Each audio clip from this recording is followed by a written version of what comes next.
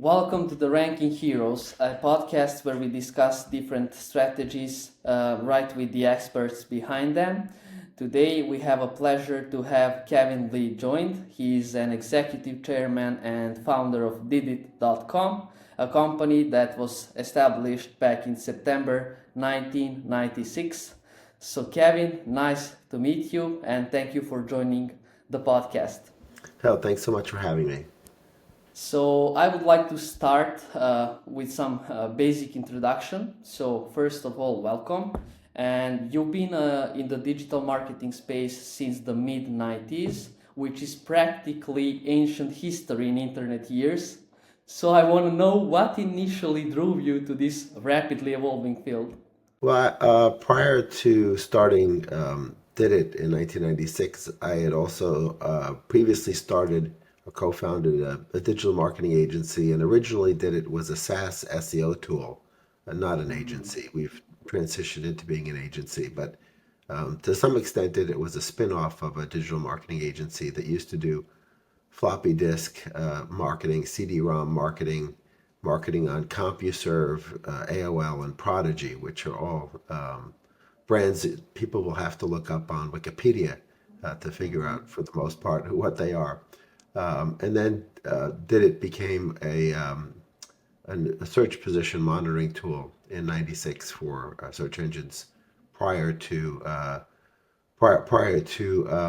Google's founding.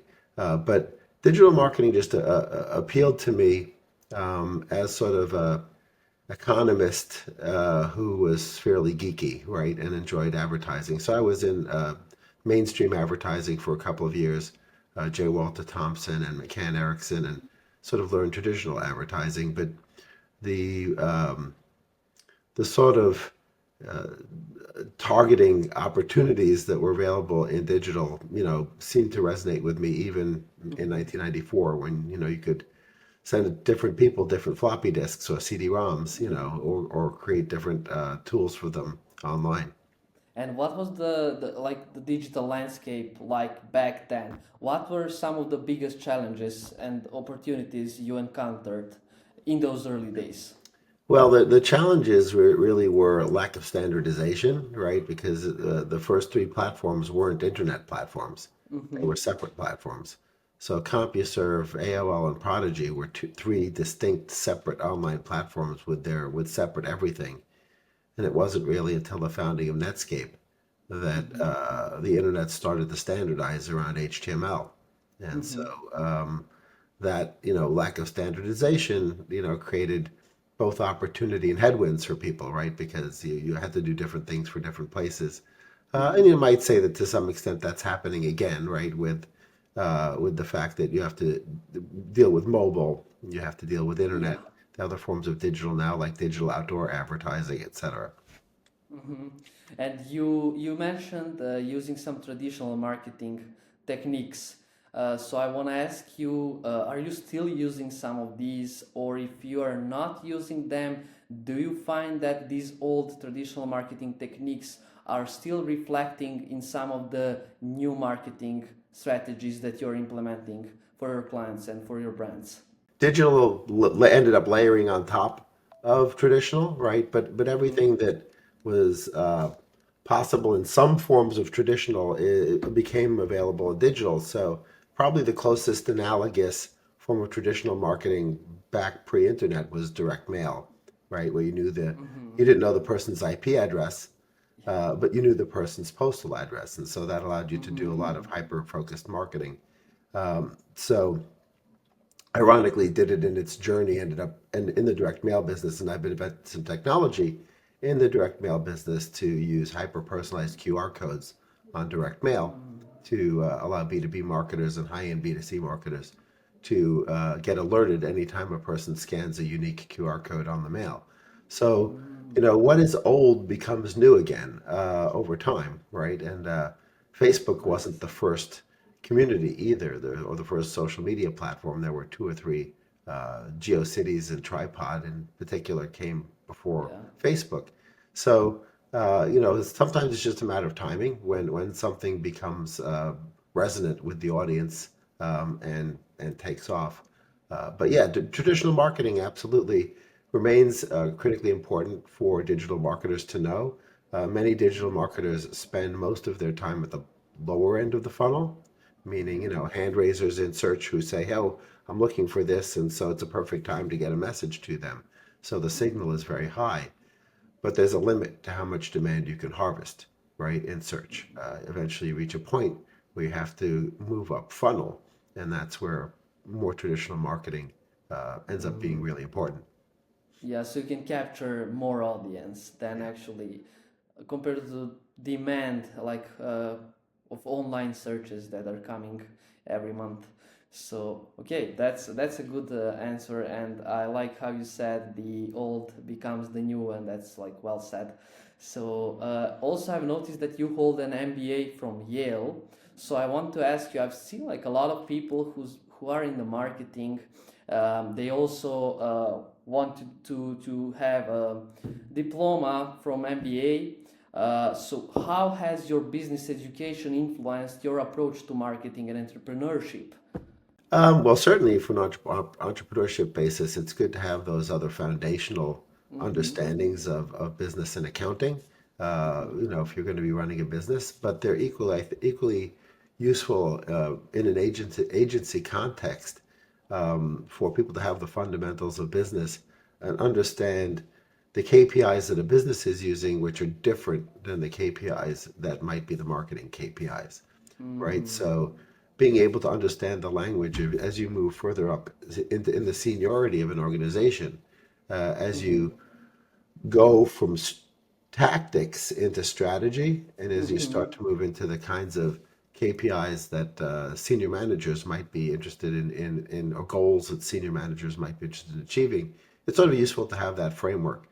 I'm not entirely sure that for all those people that a traditional MBA is necessarily the way to accomplish that, right? So MBAs probably are more useful from the perspective, in hindsight, of having them on your LinkedIn or your resume if you're looking to get hired. If you're not looking to get hired, there are lots of great resources, including, online universities that are free or online repositories of information that are free, and really interesting business podcasters like Alex Hormozy and other folks like that that will sort of distill elements of marketing, elements of sales, elements of business down. And so if it's just the information you're interested in, as opposed to the credential, you could find the information without the credential, right? So it's fairly expensive to spend, 2 years full time or some portion of part time to get a credential. And so if you need the credential because you believe that you want the credential and the knowledge, then absolutely MBA is the way to go. If you just want the knowledge has become pretty frictionless these days, right? Even more so with ChatGPT and Yeah, LLMs. you read my mind. Yeah, and like what key takeaways from your MBA program have you found most valuable in your career? Um, because I ended up building bid management platforms under Didit's umbrella, after we went from a SEO monitoring platform into bid alert and bid management platforms that we built. There are a few things that came in really handy. I think understanding how to look at uh, media and business at the margin is really handy. So it's sort of an economic construct in microeconomics that what's the marginal, change in one variable based on the marginal change in another variable, right? And that becomes really important in any auction-based media, because in an auction-based media, as you increase the bid, you have to look at the marginal result, right, of that. Because when you're increasing a bid, you don't just pay more for the marginal increase in traffic, you pay more for all of it, right? So understanding the mathematics behind that is really key when you're building systems and processes that are going to result in, maximizing spend across a corpus of opportunities, which include maybe search, social, programmatic, et cetera. So understanding the elasticities of each market. So paid search is extremely inelastic, right? And so at the margin, if you want more traffic out of a set fixed corpus of keywords, no, you're going to end up having to elbow other marketers out of the way by bidding more, right? And that becomes extremely Yeah. expensive. And so understanding the inelasticity of search in comparison, for example, to the elasticity of Meta, right, as an Mm-hmm. advertising vehicle or an advertising Mm-hmm. platform. So that's come in really handy because I think a lot of folks in the media business and the advertising business who didn't take, economics 101 don't understand elasticities, they don't understand marginal impact of things. And how do you approach when the client is worried about these things? Do you like give an explanation, or you just, I don't know, like just make them trust you and like just let me do my work? Um, I think it's important for senior people at agencies to sometimes wear that sort of educational Yeah. professorial hat with clients, um, because in some cases your point of contact at the client maybe came through the creative track, right? And so they're not exposed to the mathematical side of things at all, right? They're exposed to communications like PR or corporate communications, or they're exposed to design, as in graphic design and copywriting, and they became a marketer through that channel. So they don't have necessarily the comfort level with mathematics or the comfort level with numbers and with data that Mm-hmm. one might have at the agency side. And so I think it's Mm-hmm. advantageous to educate clients on that. But there are even clients who maybe had been buying media. At this point, there's less of them. Mm-hmm. But in traditional media, usually if you bought more of it, you would get a discount. That's the opposite Mm-hmm. of biddable media, right? So Mm-hmm. in your hometown, wherever you happen to be at the moment, if there's a radio station, it used to be that if you went to lunch with the sales manager and you were currently buying 100 radio spots on the radio, and you said, "All right, what if I buy 200? How much of a discount can you give me?" Mm-hmm. That's the opposite of what happens in digital biddable media. In digital biddable Yeah. media, if you want more, you pay more at the margin, Exactly. right? And so a Yeah. lot of people, it's hard for them to get wrap their heads around that because whether it was Mm-hmm. newspaper advertising or magazine advertising, TV, radio, all of those, the more you buy, the cheaper it gets for the most part. Mm-hmm. There are Mm-hmm. some differences, but that that world has gone away, and now you're in this biddable media environment where you need to understand the marketplace you're trading in. Yeah. Okay, now well explained. So I want to dive deeper into the journey of Didit. So you founded Didit back in 1996. And what was the initial vision you had for Didit, and how has that vision changed or stayed the same over the years? The common thread across Didit and the other businesses that I run is really being helpful in solving a problem. So the Mm-hmm. vision has typically been sort of fairly narrow in the beginning of something because it's usually a narrow problem that I'm solving, right? And Mm-hmm. then sometimes the ability to solve bigger problems occurs over time. So when Didit was founded, the problem was that domain holders had no idea whether or not they were currently in Alta Vista, Excite, InfoSeek, and these other pre-Google engines. And so Mm-hmm. you needed a combination of monitoring and remediation. And if your domain fell out of the engine, you'd have to resubmit it.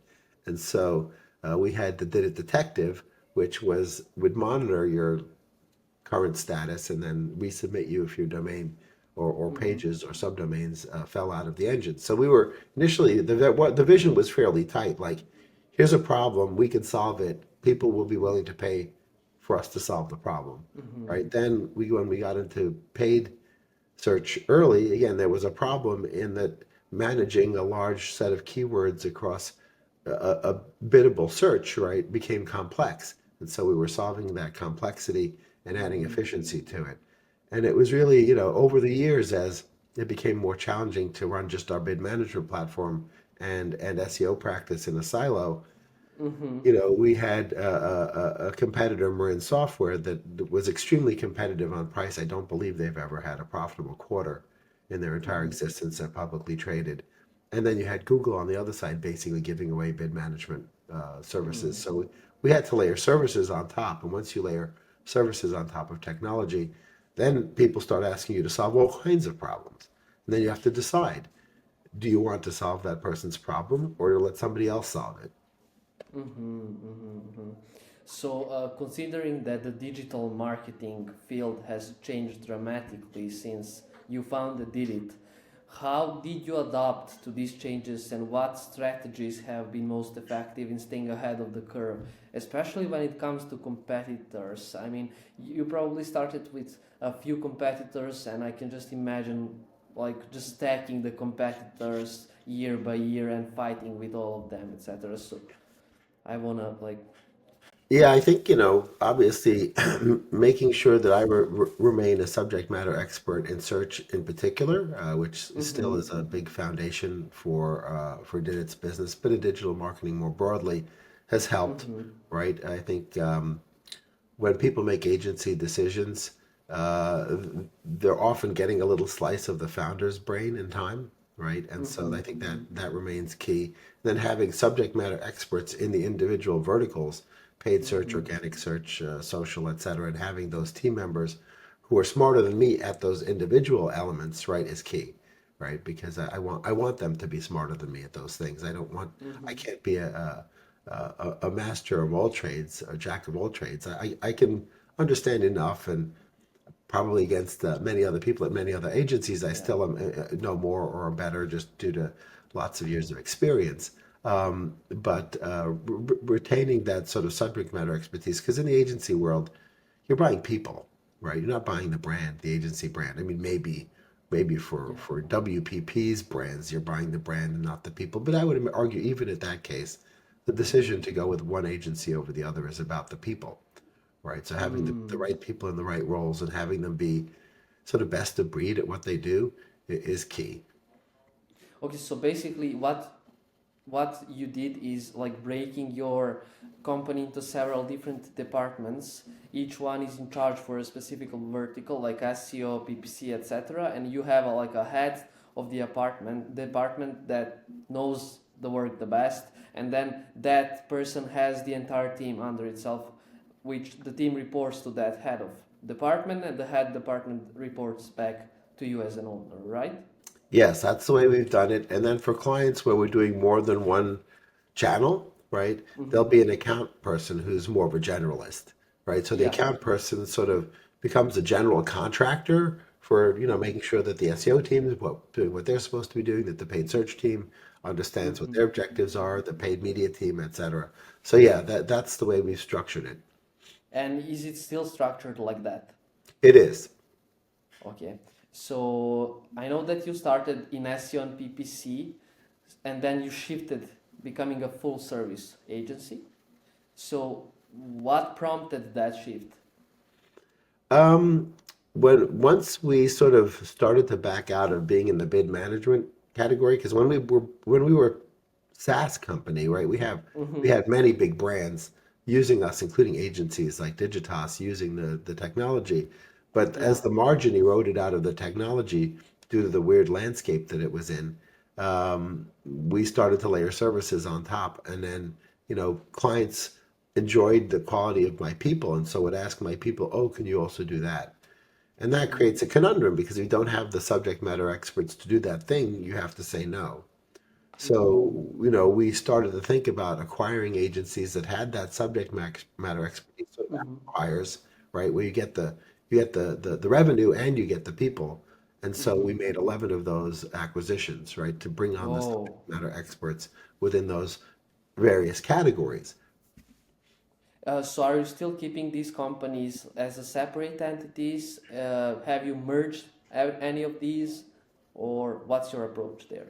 So our approach with that, and I don't know that it's the perfect approach necessarily, but the approach that we took is as long as the founder of the agency that we were acquiring or marketing services from that we were acquiring was still active in managing the business and in business development, we would just add a Didit company under the logo, right? And sort of keep them somewhat independent, but they would share obviously things like accounting and human resources, and then some of the teams, right, would bridge Mm-hmm. over. So when we would acquire a PR agency, a lot of times PR agencies are in charge of sort of general visibility, and so they might liaise with the SEO team, right? So there was some efficiencies of scale for that. And then, once the founder left because they were retiring or whatever, then we would just sort of, we would start sending the invoices from Didit and sort of the clients would get comfortable with that and they would end up having different account managers. And then we would sunset the brand for the most part. One of the brands we've kept separate just because it, allows us to put a focus on influencer marketing. So, one of Mm-hmm. our acquisitions, the Halo Group, does influencer marketing under that brand because that's a unique enough difference. And also the name goes really well because influencers Yeah. create a halo effect on the brands, right? So we figured, well, we'll keep that domain separate and talk about influencer marketing there. Do you have any consultant, like a strategic consultant, that's helping you with all these decisions? Like, for example, keeping that domain separate because the message is so well for the brand itself, or do you like do everything alone? I don't. Luckily, I don't do it alone. Yeah. I've got a great team at the senior level, Mm-hmm. um, Mm-hmm. and in addition to that, I think I belong to a few sort of business groups where Mm-hmm. you can sort of bounce ideas off of each other, like the C-suite network. I'm a member of Mm-hmm. that, and there's some other business groups that I belong to. And when it comes to sort of a potential sort of fork in the road where I have to sort of decide what's the best strategy here, I'll just find some trusted people in addition to Mm-hmm. my executive team and Mm-hmm. other owners of the firm, and we'll hash it out and think through what the best strategy is. Yeah, before I continue asking a few more questions about Didit, I just want to jump in with a question related to scaling the team. So, scaling teams is a challenge, and I know that I've been experiencing that myself. So, what's your approach to hiring and building teams that really deliver results and care about the company? Yeah, that's a tough one. I mean, I was a skeptic when I was a young kid before I was an owner of a company. I used to think of HR as an impediment, right, to getting what I wanted, which was the job I was going after. But once you're running an agency, you realize how critically important HR is. And I feel like attitude and intelligence are equally important, and in some cases more important than specific subject matter domain expertise, right? And so Mm-hmm. as a result of that, having the right person with the right intelligence and the right attitude, we can sort of train those people up on the did it way of doing things, whether that's the did it Mm-hmm. way of doing SEO or the did it way of managing paid search or paid social or programmatic, etc. So as long as they have sort of the fundamental base of knowledge, Mm-hmm. attitude and intelligence are really the key. And often attitude is even to some extent trumps that, right? Because you're in a Yeah. services business, and so those people are front facing. And certainly, I've made my share of mistakes in hiring Yeah. over the years. And it's also a little bit more complicated sometimes when you make an acquisition of an agency. You end up with Mm-hmm. people that you didn't hire, right? But you still Right. want to keep them as part of the team and integrate them into the team, and you have to think that through. Um, if you have a sort of the slow and steady growth mindset, I think you Mm-hmm. can do really great things by taking junior people who are smart Mm-hmm. and have great attitude, and you can sort of bring them up. I mean, the current CEO, who I put, we put in that position because he's such sort of a team focused player. Like I'm sort of more of the Mm-hmm. big picture marketing mad scientist.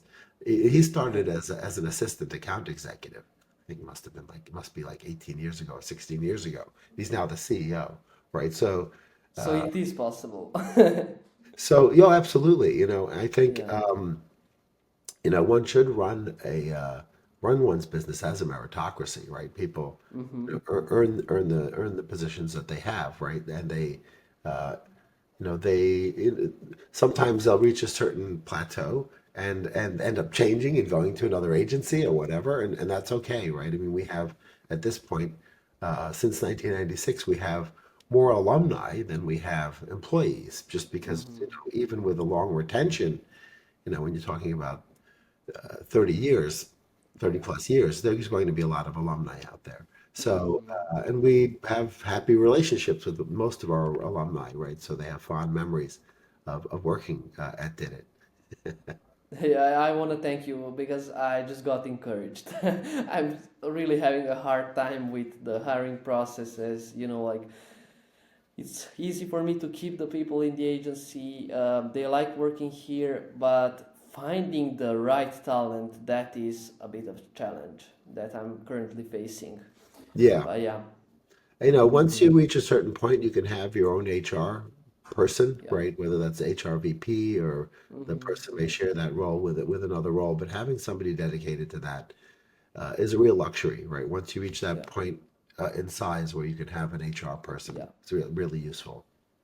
And do you like talking with the potential employees before hiring them? So I guess they go like a hiring cycle. They speak with the HR. If they pass that interview, they go to the head of department. I guess maybe it's different in your situation. And then at the end, do you make the final decision about the hiring and meet with the employee, or how that goes?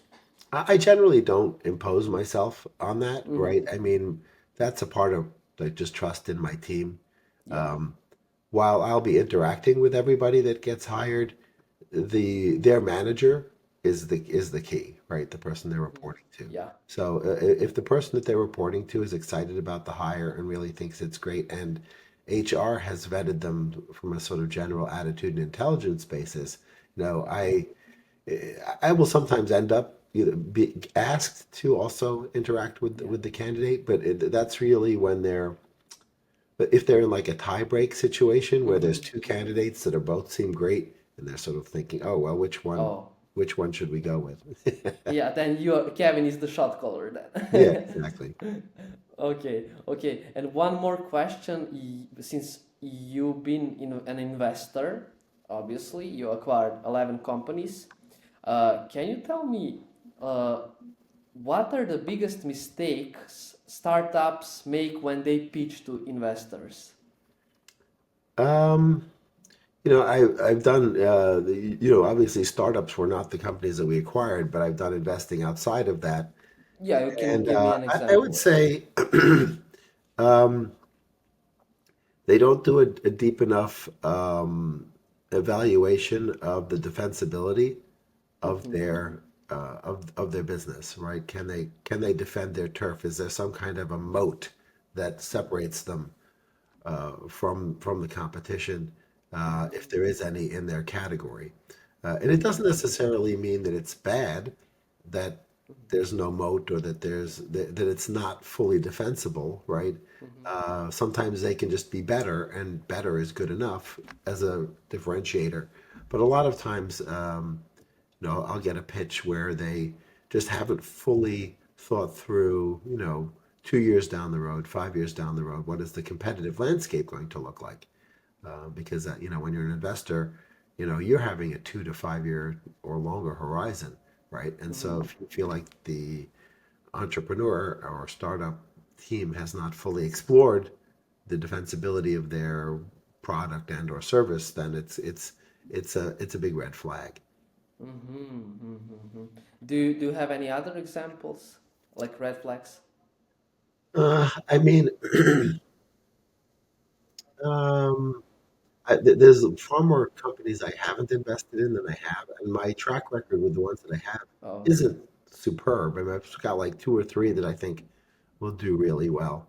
Um, I guess the other is I sometimes see, and these I usually stay pretty far away from, is they don't have um, they don't have sort of their own fiscal commitment, and that comes in two flavors, right? That means either that they're expecting post funding to take a pretty large salary, so or they're not putting in their own cash, right? So those again are sort of warning signs. Like they're asking you to bet on the future of their company, but they're not Yeah. necessarily putting their own skin in the game, right? They're not necessarily dedicating themselves to the same extent.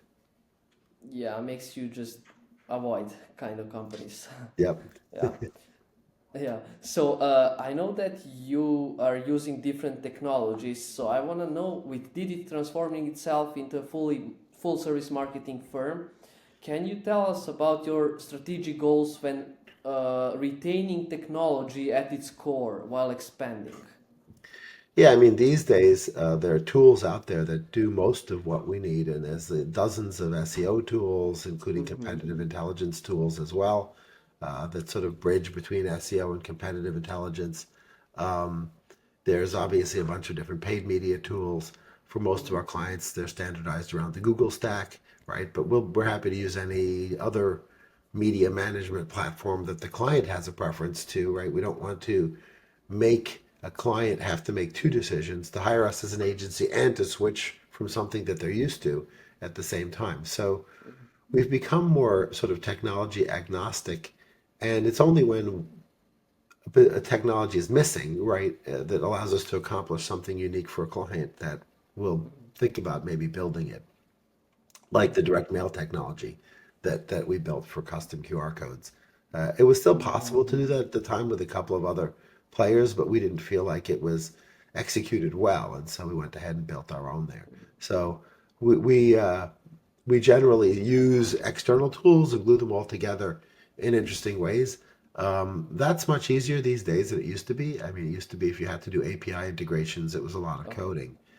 Now, with AI, the AI reads the documentation of the API, so you can do the integrations much more quickly. So it's really been a huge change, the introduction of AI, and of course now with AIO, right? Lots of the SEO conversations are now not just exclusively about ranking in Google, but they're about, well, how do I increase my odds of showing up in a chatbot result? Yeah, I know. Do you have such requests from the clients, like asking how can I be shown in the AI overview search, or how can ChatGPT or other AI search engines uh, show me as like the most reliable source based on the search terms people are using? Oh yeah, we get it increasingly. I think that light bulb is really just starting to go on at marketers Mm-hmm. now, Yeah. as they're realizing that the ranking algorithms for Google and Bing are very different than the ranking algorithms. Yeah. If you want to call it that, it's not even really a ranking algorithm; it's an answer algorithm Mm-hmm. at an AI, and the AI is a probabilistic engine, right? So Mm-hmm. depending on slight changes in the search query, you'll get very different answers, and you Yeah. also get different answers at the with the same search query, right? So Mm-hmm. just because you'll end up with a different cluster of compute, and you'll end up with a different answer, and then you have the fact that ChatGPT has multiple models, right? So you won't get the Yeah. same answer depending on which model you use. Exactly. So, I do a fair amount of education now on understanding how LLMs work, understanding where the information comes from, understanding how they make decisions about Mm-hmm. what to show, and how those decisions come from a corpus of crawled information, right? Mm-hmm. That is the same information that is feeding, in many cases, a Google SERP, right? Especially Yeah. in Gemini, right? And understanding how you can adapt your SEO strategy to simultaneously prepare yourself or future proof yourself Mm-hmm. for AI Mm-hmm. visibility. Because they don't want to invest necessarily exclusively in AI visibility because it's changing so quickly. But to be able to future proof your SEO against AI visibility is a good idea for sure. Yeah. Well, I would just want to share like what I noticed because we do many backlinks. We tried searching for the terms that we were targeting in the link building campaigns for different clients. But for the clients who built more than, let's say, 200 links targeting one specific page and some search query. So what I've noticed that uh, ChatGPT, Perplexity, and Gemini, they all showed the client in top 10 positions. Like when, for example, if I was prompting what are the most popular Webflow agencies, and we have a client who built more than 200 links to the web flow service page, uh, the client was shown in top 10 results. And why do I think that's happening is because both these AI search engines, they look for different informations, especially the AI prompts, and they go through. Let's say you wanna, for example, you're prompting, list me at most popular Webflow agencies. What AI will do, and Perplexity has it like the sources that where the informations are coming from.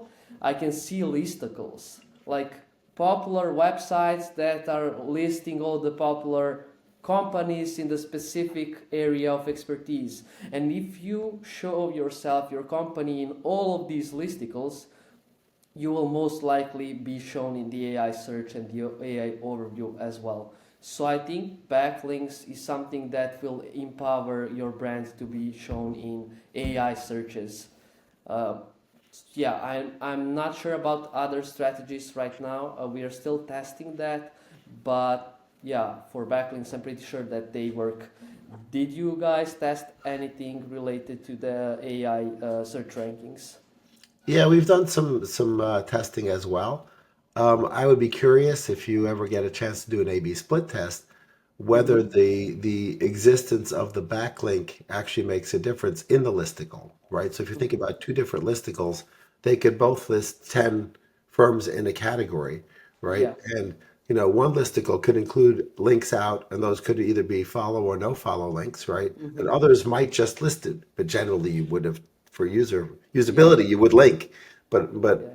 because of the way the LLMs ingest the information, they may not actually treat it differently as to Mm-hmm. whether or not the backlink exists or not. Now, obviously, Mm-hmm. when there is a listicle, it's pretty common that there's a backlink. Now, the backlink may Yeah. be on the company name, the Mm-hmm. backlink may be on a link button or a link, Like, yeah. term right next to it. Mm-hmm. But usually in a listicle, there's a link, right? But Yes. I think part of what is driving the ranking behavior or the visibility behavior is the fact that the commonality of language in the listicle, right? Mm-hmm. So the way that the company is described in that list. So if they're number four in the list and Mm-hmm. it's described in exactly the same way or nearly the same way in every listicle, I think that's probably more of a driver or an Mm-hmm. equally a driver to their existence in the listicle, right? So the Mm-hmm. existence in the Mm-hmm. listicle Makes sense. allows Perplexity in particular because it likes to look for these listicles, right? To then prefer you, but then it's the fact that the descriptor of the company or the product or the service or the brand is consistent and Mm-hmm. reinforces itself in many Yeah. places, right? So it's Yeah. pretty common that if you take a moderately famous person and they reuse their bio over and over again and you Yeah. actually take the descriptor of who they are that shows up in their bio many times Yeah. and you just say who is and insert the descriptor, it'll end up picking that person, right? Because it's a Right. probabilistic engine and Yeah. it's seeing that phrase in relationship to that brand Mm-hmm. or person over and over again. Yeah, makes sense, makes sense. I would like to do the A/B testing, backlinks versus not backlinks in listicles and see the results. So also, your LinkedIn mentions inventing new PPC, SEO, social, and display technologies. So can you share an example of one of these inventions and how that benefit did it and its clients, probably? Sure. I mean, our bid management platform we were famous Yeah, for, 15 yeah. years ago. And that had a huge impact on us. At one point we were over 100 employees. We're about half of that now, a little less than half of that now as an agency. Um, but I've continued to invent some other technologies, right? Like I said, the QR codes on direct mail has been Mm-hmm. a fun one. I built a hyperlocal SEO platform that's still sort of in beta. We're looking at, potential publishing partners to test that with. Then outside of Didit, I've invented some fun tech. WeCare.com Mm-hmm. raised 8 million for nonprofits up until the point when Amazon decided to take it and run Smile, which they did for 10 years until they Mm-hmm. shut that down. So that was a philanthropic invention as opposed to a marketing invention. So yeah, it's a lot of stuff is super fun. More recently, out of my incubator, I've invented an AI-powered voicemail drop system to do Mm-hmm. hyper-personalized voicemails that can be left in people's voicemail inboxes, right? Driven by AI. So I continue to invent. So what are some areas you're focusing on now? Well, I mean, you can't not pay attention to AI, right? Yeah. Because the fact that most of the AI engines are available via API, and Mm-hmm. you can do data enrichment Yeah. in a way that you couldn't do data enrichment before. I think that's an area that we're dabbling with within the teams as well, is enriching data around a domain, or enriching data around keywords, you know, doing doing sort of backfill or appending of information around pages or keywords or brands using AI. That's it's super powerful for sure. And do you use AI on a daily basis? Oh yeah, there are probably not that many hours go by where I haven't Yeah. used AI in some form. And have you automated some of your procedures so that now you're, let's say, saving some time because AI is doing something? Yeah, I've automated some of them. Okay. There are certain prompts. There's sort of different things. If it's a procedure that I do over and over again, yeah, sure, the tech team will automate it for me. If it's really more of a type of prompt that I tend to use fairly frequently, where I want that prompt engineered in a certain way, I'll just keep it in a spreadsheet and I'll just reuse that prompt and change the end of the query, right? But sometimes having the prompt crafted in a certain way can result in a really good um, uh, output from the LLMs. And is there any technology that you think is overhyped? Overhype? Yes. Um, well, it's too early to say whether any of the AI technologies are overhyped. I mean, they probably deserve the hype that they get. Yeah. Uh, I think certain players within the ecosystem and the SEO tool set and AI tool set sort of end up making claims that are a little bit overhyped, right? I won't name any names, but there are some tools where you know the information is wrong, right? It may be better than zero information, but they sort of overhype the accuracy of their information. So I think there's some hype going on there. Um, I can't think of any other sort of overhyped technologies off the top of my head. Yeah. Okay, so I just want to move to some marketing philosophy because I think you have a lot of experience and you've seen so many trends come and go. What are some of the fundamental marketing principles that have remained constant throughout your career? Moving, from the bottom of the funnel to the top, right? So um, that sort of remained constant. I Yeah. started off as a brand marketer at an agency, and then I sort of became a little bit more of a direct response marketer as I got involved in search in 1996. And, it was over the years I sort of realized you can't ignore any part of the funnel if you want to end up being a leader in a category. So that's remained constant. I hadn't always necessarily embraced it as a constant, but I realized as I became a more savvy marketer that, demand harvesting is great. And then but having a brand becomes the differentiator in the efficiency of your ads, right? So when we look at the data, the data shows that a well-known brand gets a higher click-through rate, all other things being equal, and that's on a search ad, that's on a social ad, that's on a YouTube pre-roll, right? So you get this flywheel effect, right, that happens from marketing up and down the funnel.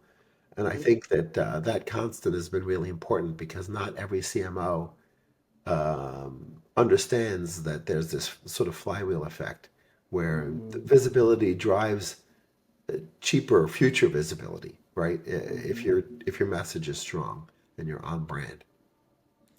Yeah, I've seen people using running meta ads, but only using a plain background with writing a few words on it, so they can see uh, which type of audience will these words attract, so they can relate that with the targeted audience and then later design the whole ad like a landing page and push it to the audience.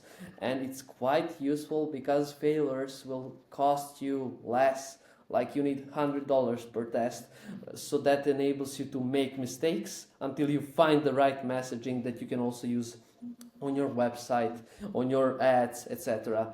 And you can just change them. Maybe you will have like four of them that are working, targeting different types of audience, and which you can then target using like some advanced ads, designing landing page, etc. So I agree. And what is the biggest change in marketing that you've observed? I would exclude the AI because Yeah, AI, obviously. But let's look back before the AI came. What was the biggest change? I think the biggest change is really that the consumer, their ability to, and this is a B2B or B2C consumer, their ability to opt out of your messaging is greater than ever before, right? So if you sort of think about two generations back in advertising, you couldn't escape it, right? Mm-hmm. That had positives and negatives for the marketer, right? When it's from a lack of targeting basis, you had people being shown ads for children's diapers who didn't have children, and people being shown ads for denture cream who didn't wear dentures, right? But they couldn't escape the ads, right? They're watching the TV show that had the ad in it, and other than running out of the room, there was no skipping, right? And then ad Yeah. skipping in TV appeared when you started, having um, on demand everything, right? And so it raised the bar for the Mm-hmm. marketer, right? Because Mm-hmm. now the consumer, if they don't want to engage with your message, they won't, right? So Mm-hmm. that creates it more difficulty for marketers to reach their audiences, right? Mm-hmm. Because the audience, whether they skip the pre-roll in a YouTube ad or pay no attention to the Facebook ad or whatever it is, the control of whether or not that ad message is consumed is now in the consumer's hands, right? They Yeah. choose to absorb the ad. So it's raised the creative bar on ad production and on ad messaging, right message, right time, right audience, right? And then whether or not you choose to borrow an influencer, perhaps to give you an extra edge that maybe they'll pay a little bit more attention to you because it's Yeah. an influencer that they like or whatever, to just give you that extra edge to get the attention long enough that you Mm-hmm. keep it to get your message across, right? Mm-hmm. You didn't need to have that in the past. You still needed Yeah. to have good advertising, and there was plenty of great advertising running, in Yeah. primetime TV or in the soap opera, daytime TV, Mm-hmm. or in drive time and radio, when Mm-hmm. people were stuck in their cars listening to radio, right? Yeah. But the bar is higher now, right? Yeah. The creative bar is higher. Yeah, there is still correlation with the traditional advertising where you need to send some emotional message so they feel the message inside them, like makes them their heart goes warm, so they can feel that and click and convert. And I'm based on what you said, yes, it was easier before. Now it became more harder to like because you as you said now it's everything to the customers hand and they might opt out faster than before. Do you think that had a huge impact on big brands? For example, Coca-Cola. Do you think that they spend more money on their marketing year over year, considering that the market is changing and it's becoming harder? I think it took a long time for some of the larger brands, and I don't have specific data on Coca-Cola per se, Yeah. but I think it took a long time for them to shift their strategies towards these sort of segmentable audiences online, which are easier to segment than the way they used to buy advertising, Yeah. right? That everybody Of used to course. see the same Coca-Cola advertisements, at least within the Yes. same country, right? And they were global, Yeah. so you'd see Yeah. the same Coca-Cola ads everywhere. And it requires a particular creative strategy, and Mm-hmm. one, like you said, has an emotional impact to it, right? Mm-hmm. But when you start to think about, the personas of different groups of your customers and maybe treating them differently and targeting them differently, and the fact that you could do that online, eventually these big brands embraced that. But the inertia in the way they were doing things and doing the same thing that they had done the previous year often meant that it took 3, 4, 5 years for that to steer that ship Yeah. in a new direction. And Mm-hmm. often their big agencies were not particularly excited about steering the ship in a new direction. Mm-hmm. Because if you Mm-hmm. think about the cost overhead that it takes to place one Super Bowl ad, where you get to charge a percentage of media, or splitting that same $5, $6 million into $100,000 segments, it's a lot Yeah. more work, right, to do that, and to spread the money out, right? So often the agencies weren't getting paid enough to take that same $5 million or $6 million or whatever it was and spread it out. That's not to say that the Super Bowl ad decision wasn't a good one, right? It may have been, Mm-hmm. but maybe instead of doing four Super Bowl ads, you should have done three, and you should have Mm-hmm. sort of spread out the other media in a different place, and understanding the impact of each media placement that you do, and if you're big enough running econometric models to understand that, eventually that got embraced, right? But I think Mm-hmm. there was a lag in both the brands and the agencies, the bigger agencies in particular, in sort of retasking themselves to do to take advantage of what the internet brought to the table. Mm-hmm. Okay, I mean that's that's well said. Like you placed everything in order. So you emphasize the importance of blending online and offline marketing, right? Yeah. Can you provide a specific example of how this integration has led to successful results? Sure. We had launched from a zero brand, zero name, whatever. There was a clean power company on Long Island, which is just east of New York City, called Community Power LI, which we helped them name that. And we had to come up with a full media plan for them. So it wasn't purely digital. We had acquired some traditional agencies, so we have media buyers and creative teams that do that type of advertising as well. And so when we did the full media plan of all, not just search and social, but programmatic and TV and radio and outdoor advertising, everything, we saw some interesting dynamics where the engagement rates of the digital ads were greater in the areas where we did stronger traditional media, right? Mm-hmm. And so, whether we did outdoor advertising or we bought a big banner on a trestle underneath a train track, right? Those kinds of things, right? Oh. We could see these, it was a big enough campaign that we saw that some of the things we were doing to make people aware of the brand had secondary impacts, right? And Mm-hmm. so, had we taken a pure direct response mentality, it was still mostly direct response because all those other ads had direct response call to Mm-hmm. action, right? But they weren't necessarily always in a place where the person was ready to take that call to action, right? If a person's driving, they're not going to pull over to the side of the road and take an action. But we definitely saw that a holistic marketing plan outperformed what we would have done if we had done a non-holistic plan. Mm-hmm. Mm-hmm. Mm-hmm. And many marketers they struggle to integrate online and offline efforts. What advice would you give them?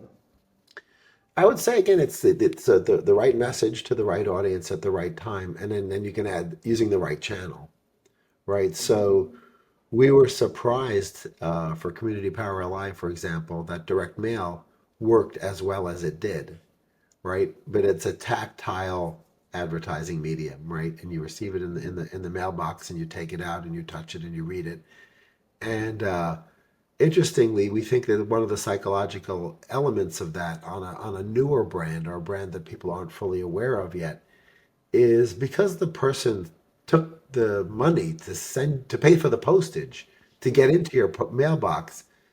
It sort of creates a legitimacy and a trust that you wouldn't get in a Facebook ad alone, for example, right? Mm-hmm. Because to be honest, there's a lot of ads on Meta which are pretty sketchy, right? So the consumer sort of knows when they see an ad on Facebook and they never see it anywhere else, could be sketchy. Maybe I'm not actually going to get the thing that ad Yeah. promises, right? Yeah. And so thinking through the ability of a channel to not just communicate the right message to the right audience at the right time, but also build trust, right? Because that trust ends up being instrumental in the person making the decision to change something or to take an action. Mm-hmm. Okay, okay. I mean that was a very detailed answer. Thank you for that. So I want to move more and now cover some topics about giving back and other ventures. So can you tell us more about Giving Forward Sure. and the e-marketing association and what motivates you to get involved with these organizations? The Marketing Association I acquired in 2018 just as a byproduct of a relationship I had for many years. It's actually a story too long to tell in our Mm-hmm. remaining time. But I acquired the Marketing Association almost by accident. And it's been an interesting tool, and I'm in the process of sort of now relaunching it and repositioning it to do more events and webinars and roundtables, not just the podcasts that I have been doing. Hmm. Hmm. But giving forward really was a byproduct of my continued interest in cause marketing. So cause marketing is where you take advertising dollars and end up having those advertising dollars go to causes of different types.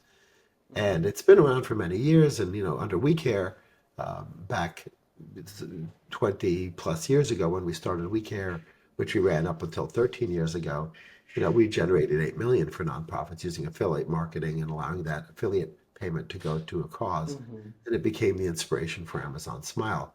And Hmm. so in the interim between when, we ended up shutting down We Care, and when I sort of started giving forward, I was dabbling with a bunch of other things like cause marketing powered content, for example. And I even tried to buy 4 different domain names, including Gawker.com, to turn them into cause marketing powered content.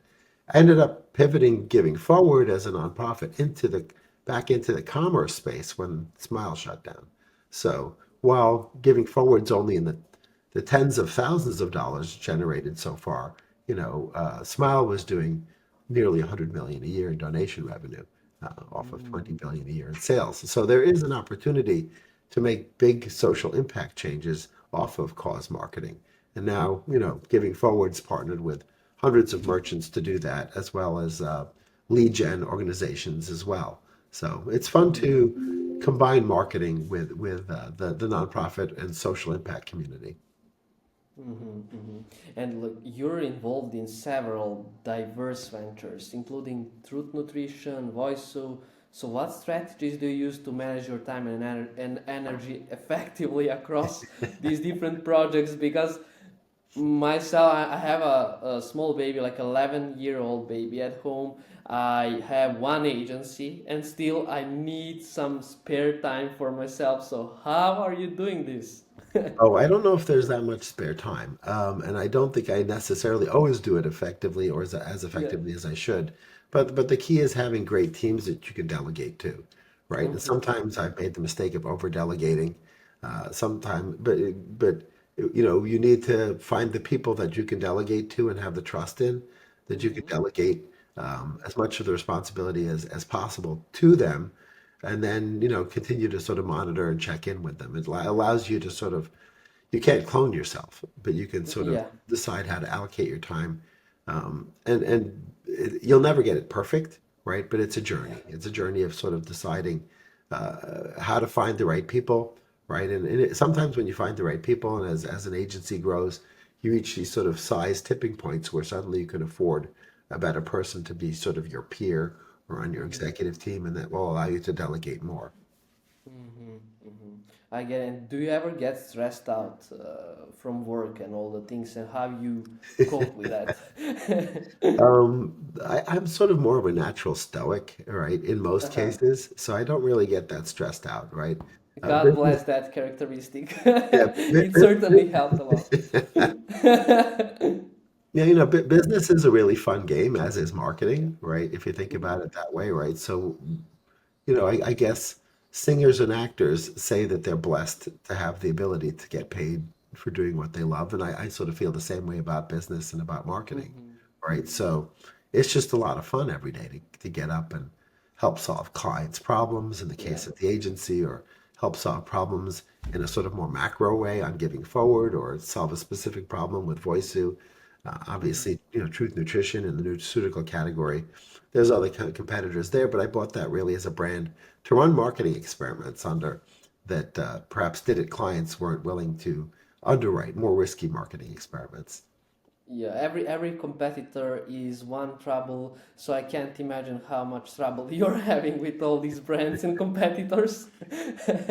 So, yeah, since you're an investor in several companies ranging from ad tech to coffee, literally, I'm Yeah. saying right.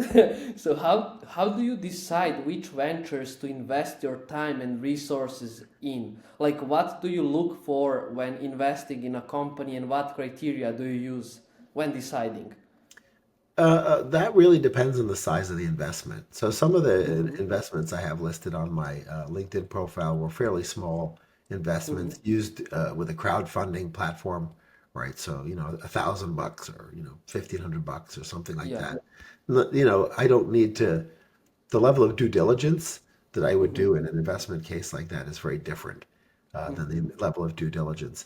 But in the end, just in addition to the due diligence, you're investing more in the team than you are in the idea, right? Mm-hmm. And I'll give you an example. So when I invested in Nimble.com, it was a social CRM platform. And they took advantage of the fact that at the time that Nimble.com was founded, LinkedIn had an open API and you Mm-hmm. had the ability to do all sorts of stuff. And so I made the investment despite having this sort of gut instinct that probably LinkedIn would shut the APIs down, but I knew the founder would be able to figure out how to pivot around that, right? Mm-hmm. When that Mm-hmm. happened and provide value to the CRM seat holders in other ways, which he's continuing to do now, right? So you look at a combination of the idea and the founder's ability to pivot if necessary, right? Because Mm-hmm. it's rare for a startup not to have to do any pivots. Some of them have to do major pivots, others Mm-hmm. have to do course corrections. Mm-hmm. And what are some of the biggest risks and rewards associated with angel investing? Oh, it's mostly risks. I haven't had anything. I haven't had anything major Mm-hmm. exit yet. Although there are a few of my angel investments which folks can go to my LinkedIn and look at them that I'm fairly confident about. Um, Mm-hmm. that we'll have to see, what the exits look like. I had, one good exit in the investment in the Possible conference, which Mm-hmm. they just did an amazing job 2 years in a row. First 2 years running a conference in Miami Beach, and they sold, before the third year conference, Mm-hmm. which, had an amazing payback for me. Um, but again, that was really the team and the vision of that team. I knew they could pull off what their vision was, and they did, Mm-hmm. and they got rewarded for it very quickly. So, the most of my other investments haven't exited yet, and some of them have been around for quite some time. So then it's just a matter of patience. Yeah, and that's how capital shows. Like without the risk, you can't make capital. I mean, you can, but still, every business has its own risks that you're dealing with. With seed investing in HelloWolfie.com, I read that you mentioned the founder's energy and focus plus TAM, total addressable market, got me to invest. Could you Yeah. elaborate on that? Sure. I mean, Arjun's a dynamic guy. He's got a high level of energy. Um, Uh-huh. and that's a problem that a lot of folks, what Hello Woofy does, it solves a problem for a lot of medium-sized businesses and small businesses. So I thought, well, he'll figure it out, right? So I made the investment there because uh, he saw the problem, right? And he saw the ability to create a solution to the problem. Mm-hmm. And, that a combination of sort of his personality and the problem that he was solving being a significant problem for the small to medium sized business in particular was the reason I invested. Mm-hmm, mm-hmm. Okay, so I know we are running of the time, so a few more questions if you don't mind. So we can wrap it up. What emergent trends in marketing are you most excited about? I think, depending on how privacy regulations end up impacting each country, we're getting closer to hyper-personalization. And that hyper-personalization may take some really interesting paths, right? So I think autonomous agents, for example, have the ability to completely remake how people interact with stores and brands. Because if I have an autonomous agent that does my shopping for me, and I actually authorize my autonomous agent to make a decision for me on which, flight or cruise vacation I take, Mm-hmm, because it has my American Express number or my Visa number, right? Now it's not, marketers won't just be marketing to mm-hmm, humans, they'll be marketing to humans, autonomous agent bots. mm-hmm, So that one's a pretty big potential change. It's too early to say how that's going to shake out, but that's an amazing transformative change. mm-hmm, mm-hmm, mm-hmm. Okay, so I'm going to ask you three more questions. I might plug in four, but the fourth one doesn't require you to think about. But these three will require you to think. So, what's the best piece of advice you've ever received, and how has it shaped your career? Um, you know, I think early on when I think it was at McCann Erickson, one of my managers said, "Don't sweat the small stuff," right? Mm-hmm. So, certain things can go wrong, and it's not the biggest deal, right? So Mm-hmm. that sort of fit in with my general stoic mentality. But I remember that was a pretty good piece of advice. Okay, okay. So now this one is very interesting. If you could go back and give your younger self one piece of advice, what would it be? Other than buy Bitcoin earlier, I'm not really sure. that's that's hilarious. But Yeah, other than buying Bitcoin. yeah, I think doing better due diligence Mhm, on acquisitions and doing better due diligence with HR and partners in particular, mhm, right? Sort of, digging a little bit deeper than the surface. mhm, mhm. For aspiring entrepreneurs and marketers, what are the key skills and qualities they need to cultivate to succeed in this competitive environment that is happening today? It has to be a willingness to ask for help, right? Mm-hmm. You can't do everything yourself. It's very difficult to be a solopreneur because a solopreneur is always struggling between delivering on the thing that they promised and selling the next person on the next thing. And so, in order to sort of scale oneself up, one needs to ask for help and trust in others to be able to deliver the thing that you're doing, whatever that thing is. Okay. And the final question for me today, I'm just going to merge into the two small questions. So, first one is what what books would you recommend to people who want to grow in terms of entrepreneurship and marketing? Do you have any favorite book that really left an impression when after you read it? Um, I enjoyed Trust Me, I'm Lying, which is one of Ryan Holiday's books, which he originally wrote, I believe, more as a warning of how the press could be manipulated. And then folks, ended up saying, "Oh, this is really cool. Look how we can manipulate the press."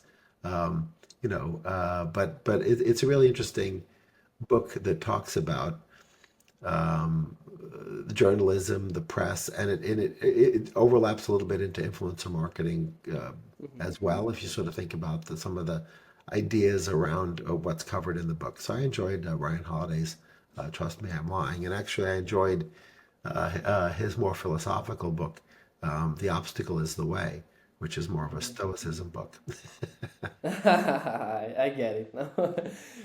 And do you still do you now follow some people like doing social bookmarking or something like following their posts or news or anything like that? Do you have any, let's say, people that you follow and you like reading their posts? I really let my network of social media contacts bubble the stuff up to the surface that I should end up Mm-hmm. reading. So Mm-hmm. I'm not as dedicated to, consuming a specific individual's content, other than areas of interest that I might have, in fitness, for example, I might have a couple of folks. Um, but usually the wisdom of the crowd of my social media network bubbles all the stuff up to the surface that I should be Mm-hmm. consuming. Other than that, I do tend to watch the All In podcast most of the time. I'm Mm-hmm. also an investor in the Jason Calacanis's Fund 4, and he's the moderator of that podcast. Mm-hmm. Well, Kevin, I don't know what to say except to thank you for joining the podcast and for sharing all the wisdoms of the nuggets of wisdom. And I mean, I really like your mindset and your approach in the business, how you uh, trust your employees and how you shaped your company so that you can fully rely on uh, the key people. And especially the thing when you said they say that they enjoy being getting salaries for doing what they love. And I remember, I think maybe 7 years ago, my dad told me, we were driving in the car and I've asked him, should I pursue other career outside of the mechanical engineering one, that where I spent a lot of my time studying, like working. And he said, you know what, when you get up and you need to go to work, if you don't feel comfortable going to work that day, that job is not for you. And I completely agree with that we should do what we love, because that's the best way to be good at it and become the best at it. So yeah, I can totally correlate with that. And also myself, I'm a very like people pleaser, maybe I can call it like that. And I really care about the team. Sometimes I cross some boundaries because I shouldn't care that much in specific time periods. Like in the specific situation, I should just not exclude my emotions and address the issue and solve it how it should be solved. So that was some of the obstacles that I had, but as you said, obstacles are a way to go based on the book. So I will keep going through the obstacles, like figuring out all the how can I move without just avoiding the obstacle but resolving it, like actually dealing with the problem and then continuing my journey. So yeah, Well, thanks so much for Kevin having me was on. was so. I said thanks so much for having me on your pod. Yeah, it was a pleasure. I could speak, I think, 3 times more than I just spoke with you, because I see how much knowledge you have, and I'm sure that there are many topics that we could cover where you can contribute with a lot of insights that would be so great to hear, but maybe some other time.